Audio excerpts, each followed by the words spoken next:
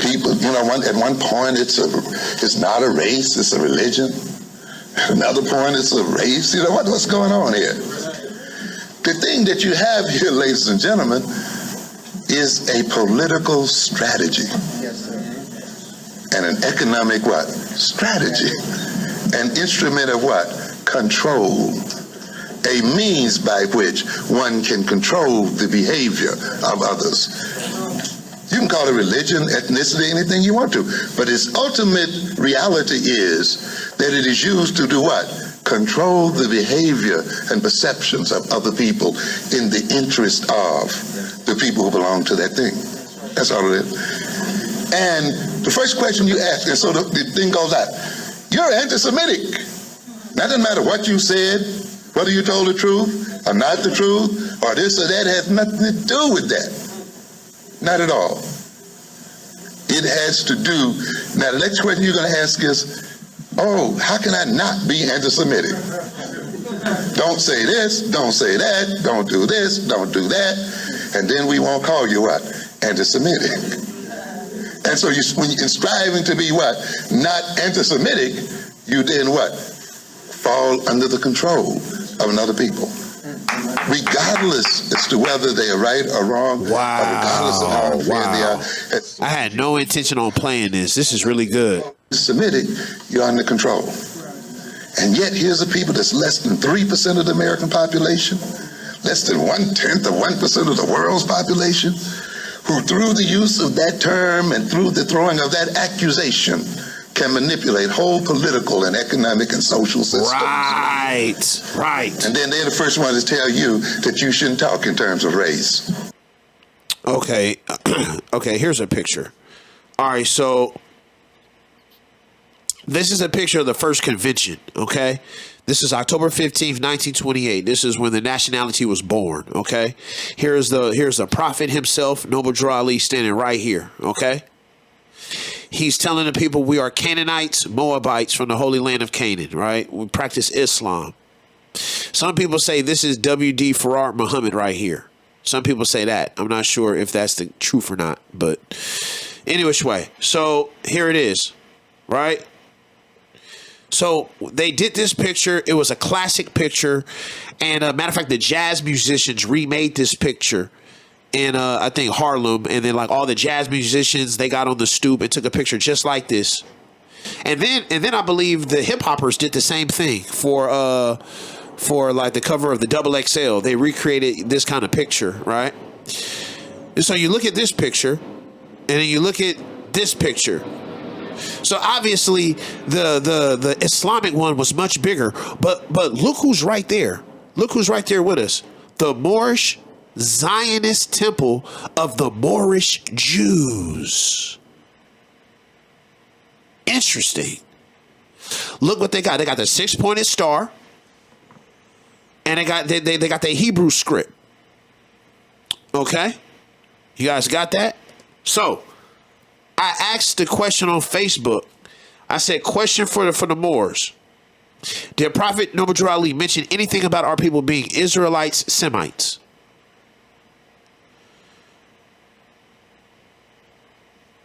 Grand Sheikh says, Islam. He did vicariously by the use of Canaanite and Moabite identifiers, being specific reference to Boaz, Israelite, and Ruth, the Moabite. And Jesus was of being the true blood of the ancient Canaanites and Moabites, and being identified as the Jewish boy in chapter 7.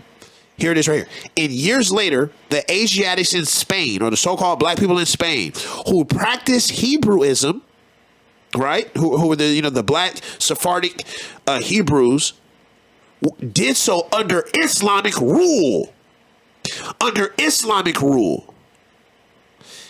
And so just as Jesus was ethnically a Canaanite, but socio-politically a Roman citizen, the same Asiatics who practiced Hebrewism under Moorish Islamic rule were socio-politically Moors. Okay, what is he saying? So socio-politically, we are Americans, right? Racially, we're Asiatic, or we would be called Moors, right? In Spain, I get it. I get it. You love Jesus, dog. I get it.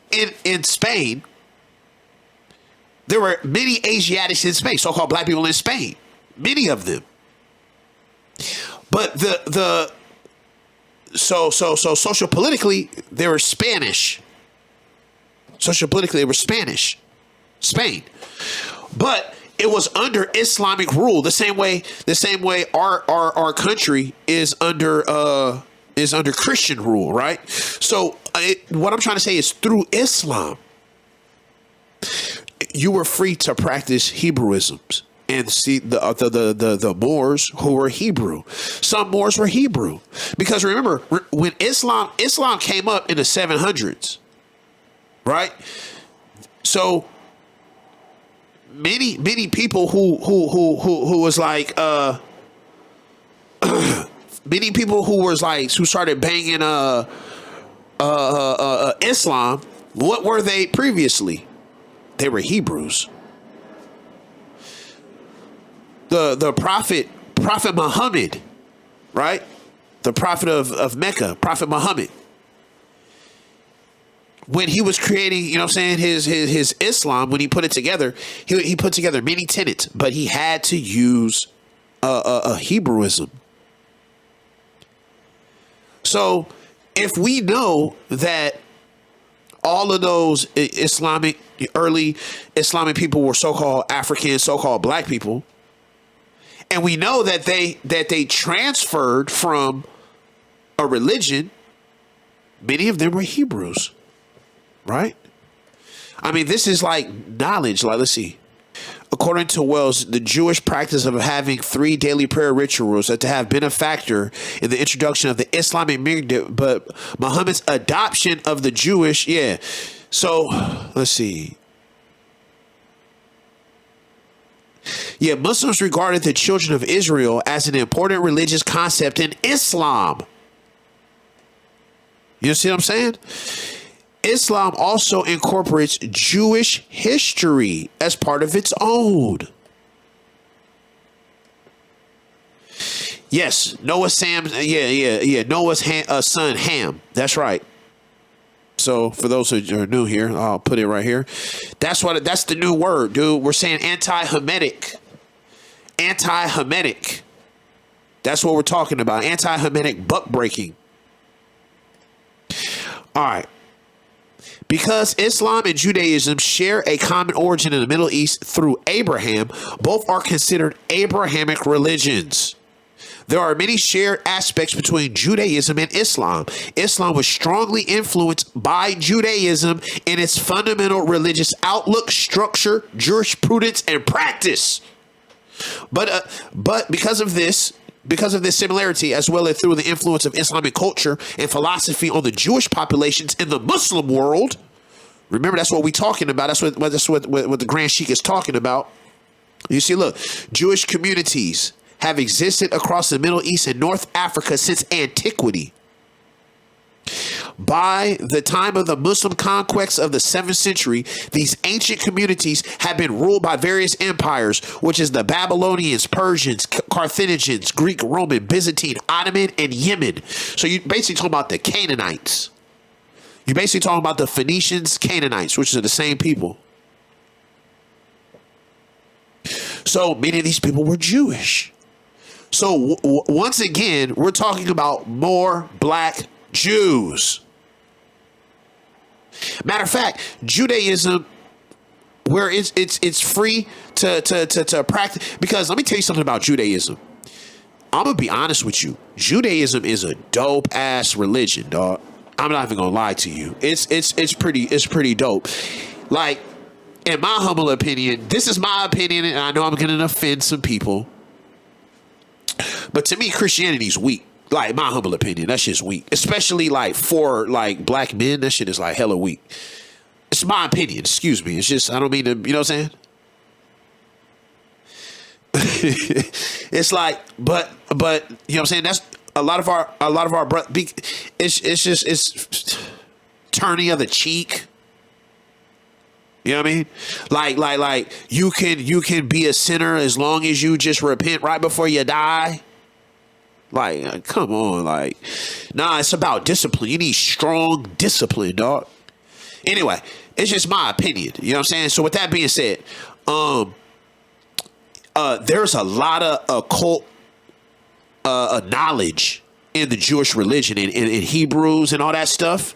It's a lot of dope. It's a lot of dope stuff in the religion, dog. It's a lot of like, you know what I'm saying? Like, what is that called? The Kabbalah. Has anybody ever heard of the Kabbalah? The Kabbalah? Kabbalah?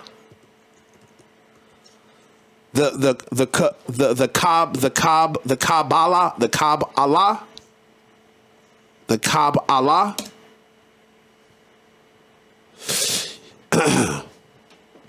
Yo, the Kabbalah, man, look, it's Jewish mysticism, dude. It's all kind of dope ass shit in here, dog. The Kabbalah, type of Jewish mysticism. Kabbalah is an esoteric method, discipline, and school of thought in Jewish mysticism. You see, all the religions have mysticisms a part of them, all of them. The Christian mysticism is called the Gnostics. The Christians, mysticism is where it's all at. Mysticism is where it's all at. That's that good shit. That's the tangible part of religion. Everything else is just customs. So Noble Drew Ali, in my opinion, is the reincarnation of Jesus. He came in and he gave us the 18 missing years of Jesus. Because remember, in the Bible, they only talk about Jesus when he was up to 3 years old.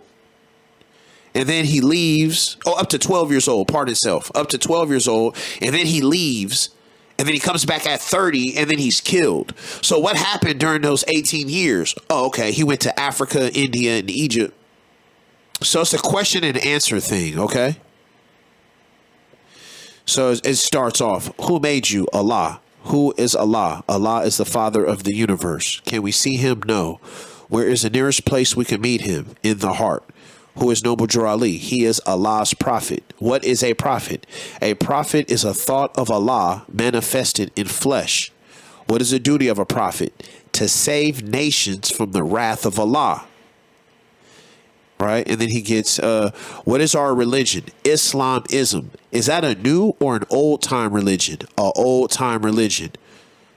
Okay. How old is our flag? It is over 10,000 years old. Which day is our holy day? Friday. Okay, here it is. Who was Jesus? He was a prophet of Allah. Okay, Jesus was a prophet of Allah. Where was he born? In Bethlehem of Judah, in the house of David. So there you have it. He's a Jew, right? He was born in Judah. Judah. That's where Jew comes from, guys, if you don't know. Who is his father and mother? Joseph and Mary. Will you give a brief genealogy through which Jesus came? And then they're going to start dropping all of these Jewish people. Some of the great forefathers through which Jesus came are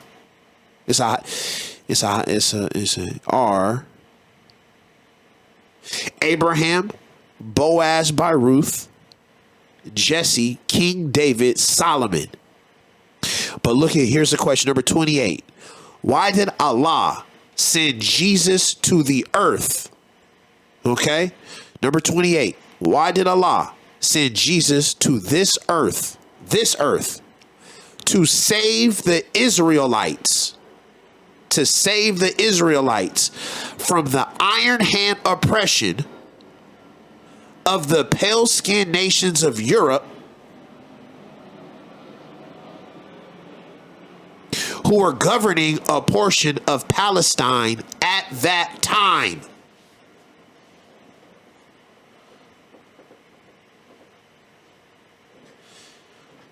So you get it? So boom. So why was Jesus sent to the earth? People be like, he was sent to save mankind. No, he wasn't. He was here for the Israelites.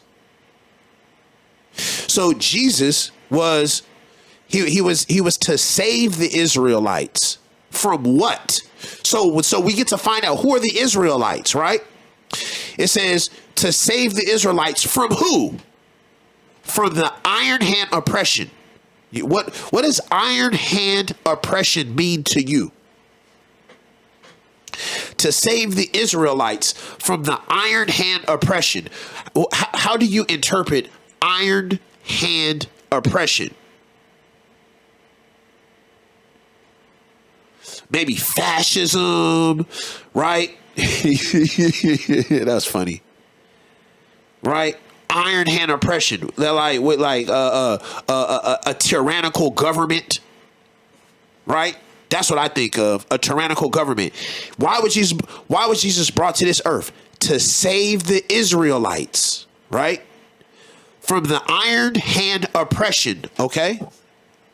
From who? Of who? Who was giving the iron hand oppression?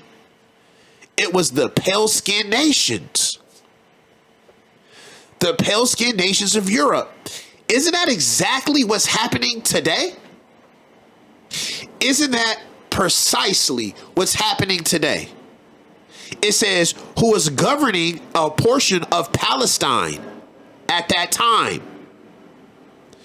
They was governing a portion of Palestine at that time. So we can say the same thing. Why was Minister Louis Farrakhan born? To help save the Moorish Americans from the iron hand oppression of the pale-skinned nations of Europe, who was governing a portion of America at that time. So they're saying to save the Israelites from the iron hand oppression of the pale-skinned nations. Oh, so the pale-skinned nations was putting oppression on the Israelites. Then who are the Israelites?